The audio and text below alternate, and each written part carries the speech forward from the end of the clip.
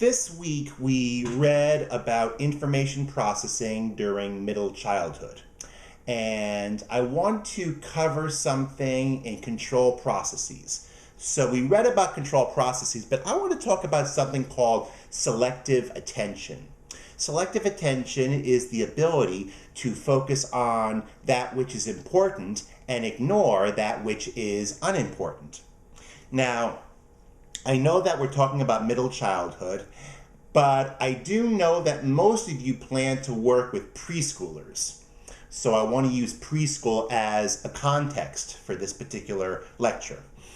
Okay, now those of you who are preschool teachers probably already know that as far as selective attention goes, preschoolers are usually bad at it. But it's not their fault. It's because their brain has not developed satisfactorily to enable them to engage in the selective attention that older kids can engage in, teenagers and adults. However, there are one or two things you can do to allow them practice at selective attention. And I don't just mean saying to the preschoolers, listen to me, clap once if you're listening, clap twice if you're listening, or put your listening ears on. No. But I am talking about circle time. You've got all the kids together in a circle in the carpet. So one thing that I've seen preschoolers do to allow kids to practice selective attention is to cover, hide, or make invisible all of the toys and games and materials in the classroom that are within the children's sight. Now, I'm not saying literally cover everything, but just those things that are close to them. So I've seen preschool teachers take sheets or blankets and cover up things like blocks, cars and trucks, and musical instruments. Those are usually some of the things in the shelves that surround the carpet. Now, why do teachers do that? Well, if kids don't see these things, then they're obviously not going to be distracted by these things, and it'll make it easier for them to engage in selective attention. So let's say that ordinarily you would have a preschooler who during circle time is looking at the blocks, and instead of paying attention to the teacher is thinking, ooh, I can't wait until circle time is over so I can play with those blocks. I want to make myself a skyscraper. And you have another child who might very well be looking at, maybe the xylophone that's over there and think, ooh, when circle time is over, I'm going to grab that xylophone and I'm going to compose the best musical piece that the world has seen. Well, no, not really, but you get my point. So that is one thing that preschoolers do during circle time to enable selective attention by the preschoolers. A second thing preschoolers do has to do with how they seat the preschoolers during circle time.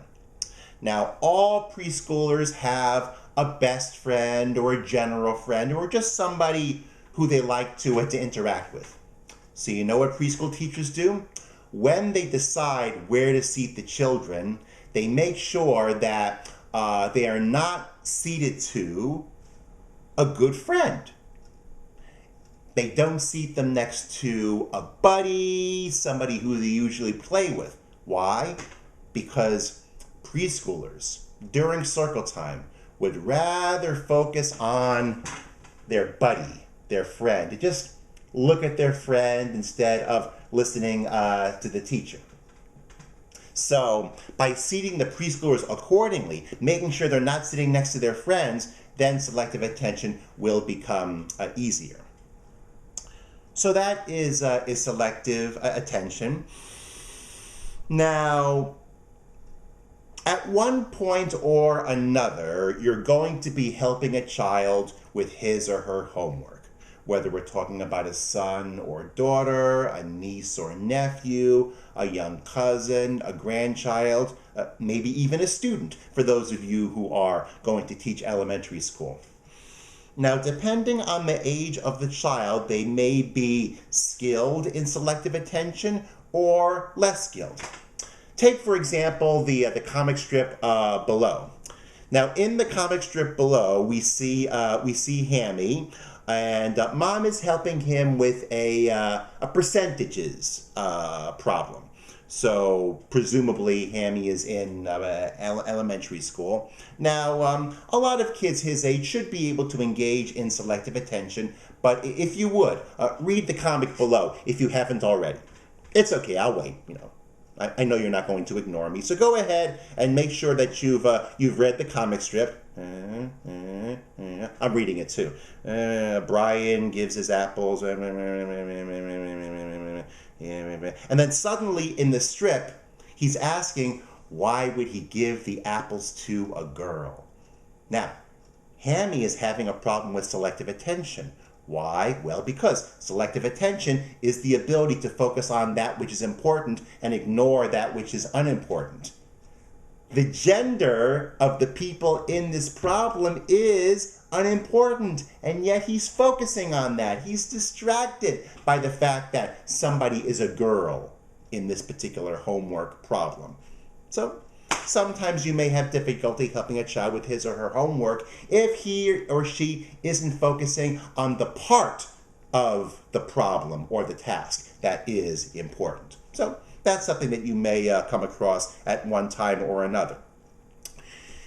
In our reading, we also learned about metacognition. Metacognition is the use of certain strategies that we use to enable ourselves to accomplish a certain task. And we usually monitor our progress to find out what strategies are working and what strategies are not working in our desire to accomplish this particular task.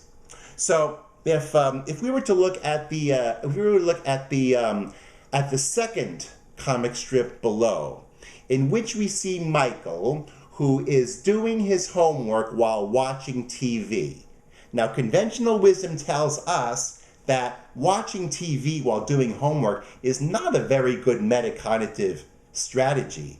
It wasn't a strategy that I used. When I did my homework, I made sure that I was in a room with no TV, no radio, no video games, not even a window. And I made sure nobody else was in that room.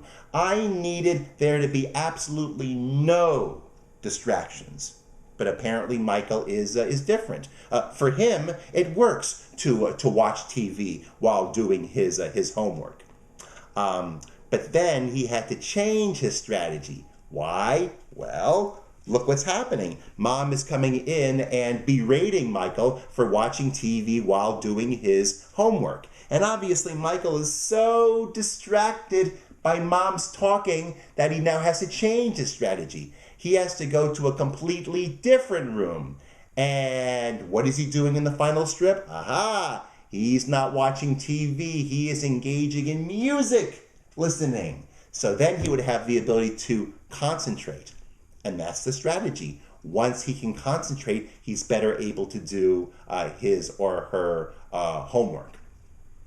So hopefully this will be helpful to you. Hopefully you've learned enough about selective attention and metacognition, so you'll be able to use this as a teacher or as a parent or otherwise as somebody who will help children accomplish certain tasks that are necessary to complete.